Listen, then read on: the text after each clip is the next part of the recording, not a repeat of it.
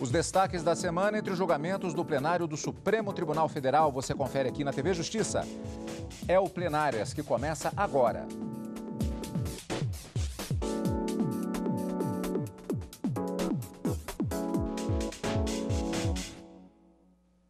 Hoje, com os principais momentos das sessões dos dias 24 e 25 de junho de 2020. Karina, já nos encaminhando para o final deste primeiro semestre do ano, um semestre bastante atípico, caracterizado por pandemia, sessões por videoconferência.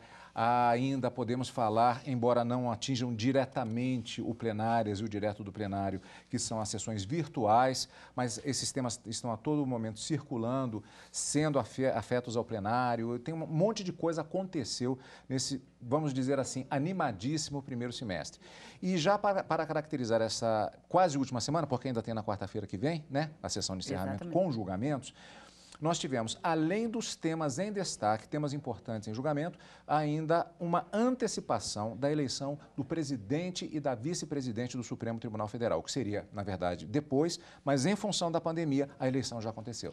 Essa antecipação acabou acontecendo justamente para ajudar nessa fase de transição de uma presidência para outra, em razão da redução de pessoal que está atuando em loco no tribunal, não é? Vamos considerar que, em razão do coronavírus, muitos servidores estão em teletrabalho, em home office, e que essa transição ela é um pouco demorada, então preferiu se antecipar essa eleição do novo presidente e vice-presidente do Supremo Tribunal Federal, que deveria ser feita pelo menos com um mês de antecedência à data da posse, né, da virada, mas houve essa justificativa para se antecipar a eleição, que será o próximo presidente, o ministro Luiz Fux e a ministra Rosa Weber como sua vice. Então, essa foi a verdadeira razão dessa inversão, ou pelo menos dessa alteração. Houve uma alteração informal, né, Cadu, do regimento interno, mas isso, como os ministros todos estavam de pleno consentimento, acabou sendo realizada, então, essa eleição. Agora, do ponto de vista dos julgamentos, uma outra característica da semana, a retomada de julgamentos que já tiveram o seu trâmite iniciado com a apresentação de votos e que caracterizou também decisões que foram tomadas essa semana. Decisões importantes. Pendia de julgamento 3 ações diretas de inconstitucionalidade da relatoria da ministra Carmen Lúcia e que tratavam de uma reforma da Previdência lá em 2003, em que diversos dispositivos da emenda constitucional 41 eram questionados e os ministros concluíram aquele julgamento na sentada de quarta-feira. Acabaram concluindo que vários dos argumentos trazidos de inconstitucionalidade, dispositivos em que se argumentava a inconstitucionalidade, restariam prejudicados em razão de uma emenda à Constituição de 2019 que promoveu uma outra alteração na Previdência no Brasil e que, portanto, aqueles dispositivos teriam sido revogados e prejudicado, portanto, o pedido, mas que em algum ponto que era mais, vamos dizer assim, mais sensível e que demandou uma discussão muito maior, os ministros também acabaram confirmando a constitucionalidade, ou seja, a reforma que havia sido feita e que teria feito remissão ao artigo 17 do ato das disposições constitucionais transitórias, dizendo que todos aqueles servidores que recebessem de forma diferente ao quanto estabelecido na Constituição, teria que ter reduzido aquele salário para se adequar às normas da Constituição e que isso não violaria o direito adquirido. Essa foi a decisão tomada por maioria na conclusão do julgamento dessas 3 ADIs. Mas na quarta-feira, um outro julgamento também de suma importância, que já havia sido iniciado antes, com o julgamento de 7 ações diretas de inconstitucionalidade em conjunto e uma ADPF, veio ao plenário na quarta-feira apenas uma que faltava o voto do ministro Celso de Mello e que tratava da Lei de Responsabilidade Fiscal. Se seria possível ou não reduzir jornada e o salário de servidores públicos para adequar a folha de pagamentos de pessoal quando o ente federativo estivesse numa situação de dificuldade de cumprir a lei da responsabilidade fiscal. Os ministros decidiram que essa possibilidade prevista na lei de responsabilidade fiscal, ela é inconstitucional em razão do princípio da irredutibilidade de vencimentos e ainda quando os poderes legislativo, judiciário, Ministério Público e Defensoria Pública não fizeram o ajuste nas suas contas, o Poder Executivo não pode fazer isso de forma unilateral. Essa era uma previsão também num determinado dispositivo da Lei de Responsabilidade Fiscal, que acabou sendo julgado, portanto, inconstitucional também. 2 grandes temas tratados na quarta-feira. E na quinta-feira, além da eleição do ministro Fux como novo presidente do Supremo Tribunal Federal e da ministra Rosa como vice-presidente, alguns julgamentos em listas foram chamados durante a sessão, dentre eles uma ação direta de inconstitucionalidade e um mandado de segurança que discutiam a forma de eleição para os cargos de presidente, vice-presidente e corregedor no Tribunal de Justiça do Estado de São Paulo. Os ministros acabaram decidindo que, para concorrer a esses cargos diretivos, deve ser possível que todos os desembargadores participem como possíveis candidatos. E acabaram declarando que o artigo 102 da Lei Orgânica da Magistratura, que é anterior à Constituição de 88 e que previa que para esses cargos somente aqueles desembargadores mais antigos poderiam concorrer, não foi recepcionado. E, nesse sentido, outras decisões também foram tomadas na quinta-feira. Uma semana de muitos julgamentos e com essa característica que você disse, Cadu, retomada a partir de votos vistas ou de julgamentos suspensos que aguardavam a decisão de apenas um ministro. Olha, tem muita coisa para falar. Teve também aquele julgamento Exatamente. Da expulsão de estrangeiro com filho brasileiro. Retomada. Tem projeto de inclusão também que foi anunciado, um projeto que muito orgulha não só o Supremo como a própria TV Justiça. Muita coisa para a gente falar. Então, vamos fatiar os temas. Então, começando com a retomada de julgamentos já iniciados em sessões anteriores do Supremo Tribunal Federal.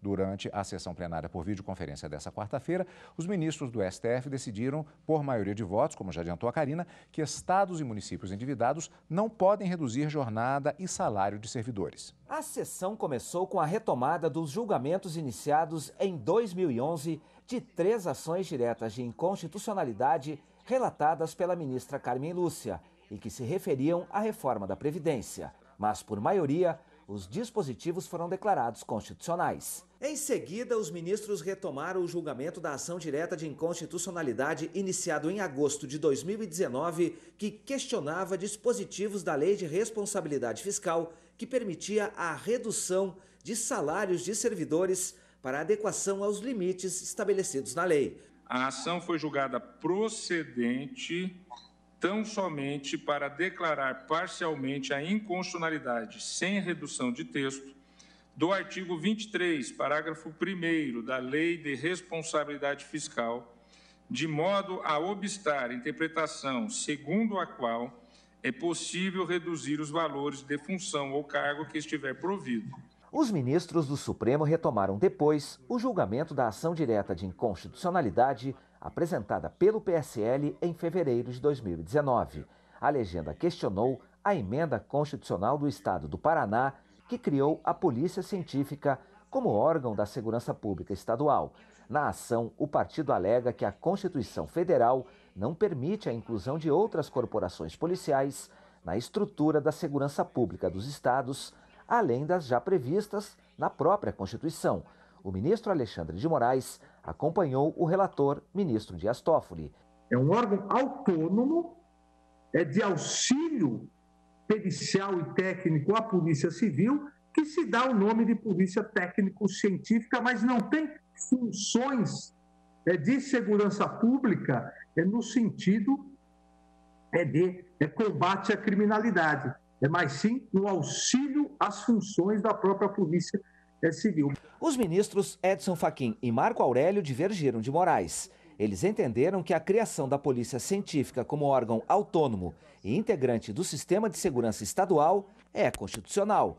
Mas os ministros Luiz Roberto Barroso e Luiz Fux votaram pela inconstitucionalidade total da medida. O Supremo Tribunal Federal entendeu de não conceder como órgão autônomo a criação de órgão de segurança pública diverso daqueles previstos na Constituição Federal. E essa redação originária da Constituição do Paraná, então, da forma como ela vem expressa, no meu modo de ver, com a devida vênia, ela padece de constitucionalidade material por violação do artigo 144, incisos 1 a 5 do parágrafo 4 da Constituição Federal. No fim, a maioria dos ministros decidiu que a Polícia Científica do Paraná é autônoma, porém não tem caráter de órgão de segurança pública. Após esse julgamento, a sessão foi encerrada. E também na sessão plenária do Supremo de quarta-feira, a ministra Carmen Lúcia foi eleita para integrar o Tribunal Superior Eleitoral como ministra substituta. Ela vai ocupar a vaga aberta após a eleição do ministro Alexandre de Moraes como ministro efetivo da Corte Eleitoral. A ministra Carmen Lúcia presidiu o TSE nas eleições municipais de 2012. E na abertura da sessão ainda da quarta-feira, o presidente do Supremo, o ministro Dias Toffoli, lançou a série Direito em Libras. Produzida pela TV Justiça, a série de programas traduz os principais termos jurídicos para a língua brasileira de sinais. É com alegria e satisfação que anuncio o lançamento pela TV Justiça da série Direito em Libras, uma iniciativa do Poder Judiciário voltada à inclusão social e à promoção da cidadania das pessoas com deficiência.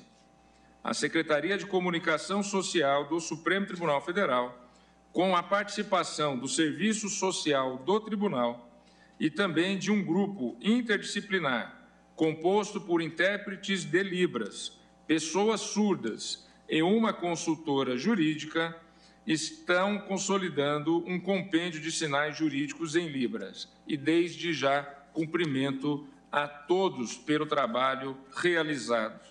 Criar um glossário jurídico na língua brasileira de sinais é ampliar as possibilidades de compreensão da comunidade surda acerca dos seus próprios direitos e das instituições jurídicas do país. É assim estabelecer condições para o amplo e efetivo exercício da cidadania pelos, impressionante o número, cerca de 10 milhões de brasileiros que apresentam algum nível de surdez. Por meio dessa iniciativa, o Supremo Tribunal Federal e a TV Justiça contribuem de forma determinante e inovadora para a construção de uma sociedade mais livre, justa, solidária, igualitária e democrática, conforme preconizado na Constituição de 1988. Concluo parabenizando e agradecendo a todos os envolvidos, mais uma vez, na realização deste brilhante projeto. Como disse o ministro Dias Toffoli, com essa iniciativa, o Supremo Tribunal Federal e a TV Justiça contribuem de forma determinante e inovadora para a construção de uma sociedade mais livre, justa, solidária, igualitária e democrática, como preconiza a Constituição Federal. Você vai ver agora uma reportagem especial que conta todo o processo de criação dessa série e como ela será exibida. 60 episódios já estão prontinhos para ir ao ar. Um deles explica, por exemplo, o que é a Constituição Federal. A Constituição Federal é a lei máxima do Brasil. É por ela que se organiza a sociedade.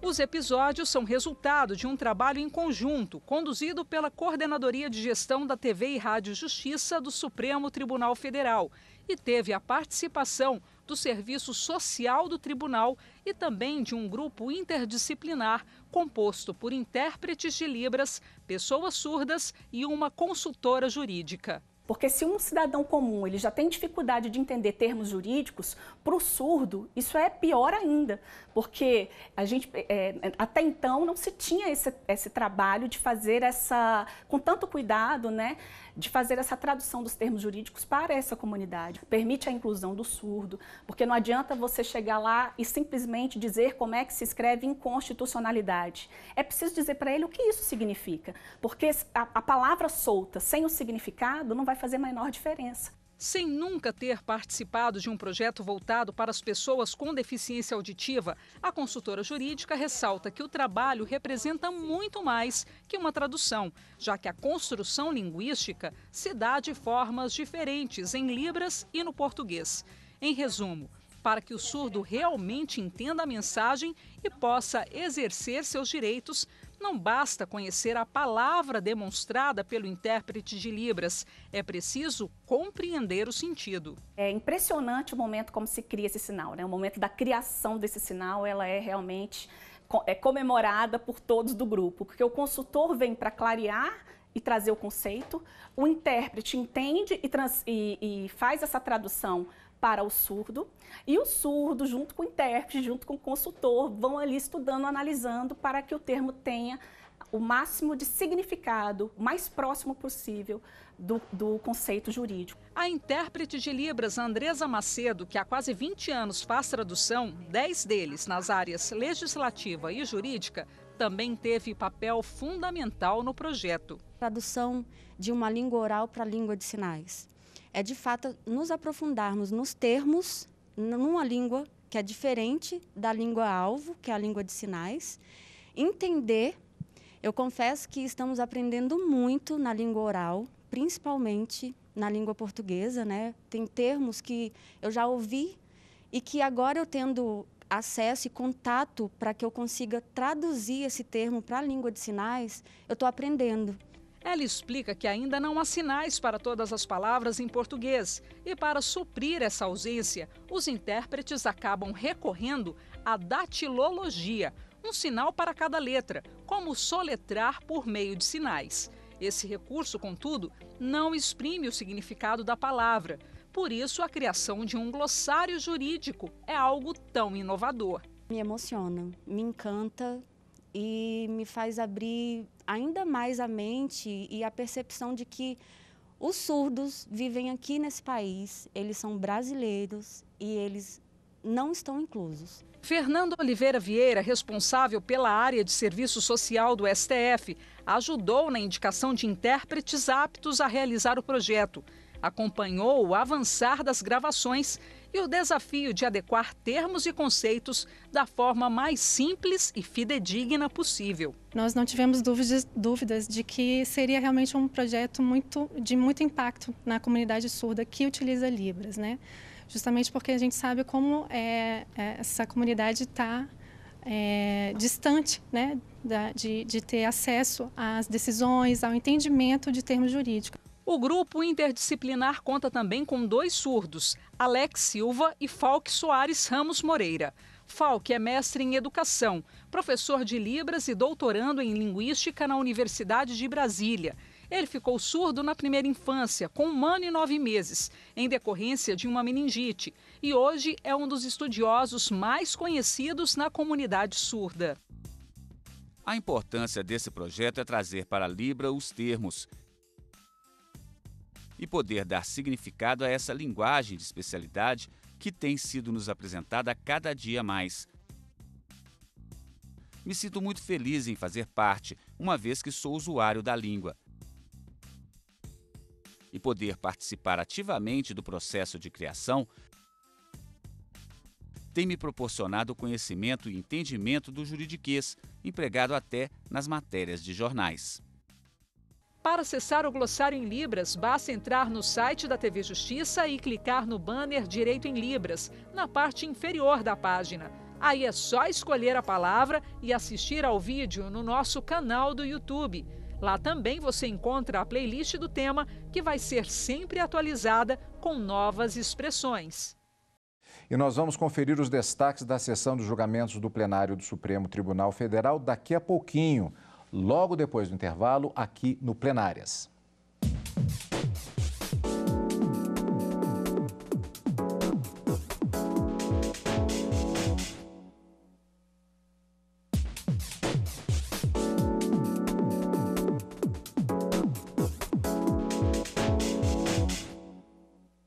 De volta com Plenárias, agora com os destaques da sessão plenária da quinta-feira.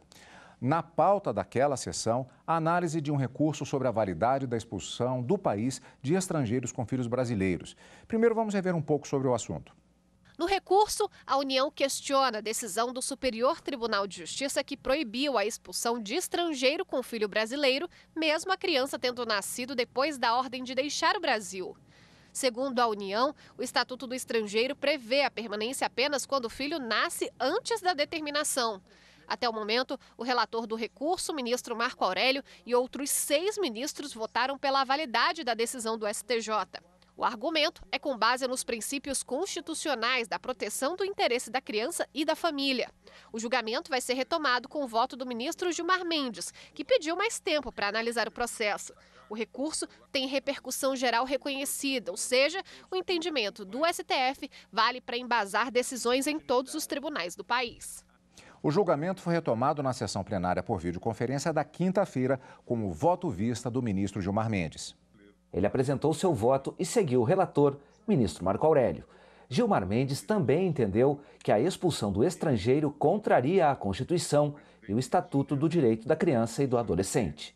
Incabível também, a meu ver, eu, portanto, estou seguindo os votos que me antecederam a partir do eminente relator, ministro Marco Aurélio. Estou, portanto, acompanhando a maioria já formada e nego o provimento ao recurso extraordinário. No caso em julgamento, o estrangeiro, um homem nascido na Tanzânia, teve uma filha após o ato que provocou a ordem de expulsão do território brasileiro.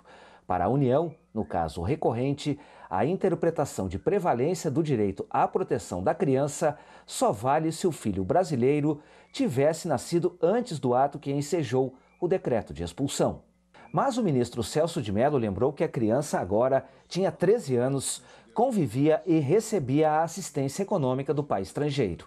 Ele confirmou mais um voto a favor do entendimento de que deveria prevalecer, no caso, os princípios da proteção de interesse da criança e da garantia do direito à identidade, à convivência familiar e à assistência por parte do pai. O súdito estrangeiro em questão, natural da Tanzânia, possui direito público subjetivo à permanência no Brasil, porque comprovada a ocorrência em seu favor dos pressupostos legais obstativos da expulsão. O voto do ministro Dias Toffoli confirmou a unanimidade. No fim, o ministro Marco Aurélio apresentou a tese que passará a orientar os julgamentos semelhantes no Poder Judiciário. Vedada a expulsão de estrangeiro cujo filho brasileiro foi reconhecido ou adotado posteriormente ao fato ensejador do ato expulsório, uma vez comprovado estar a criança sob a guarda do estrangeiro e deste depender economicamente.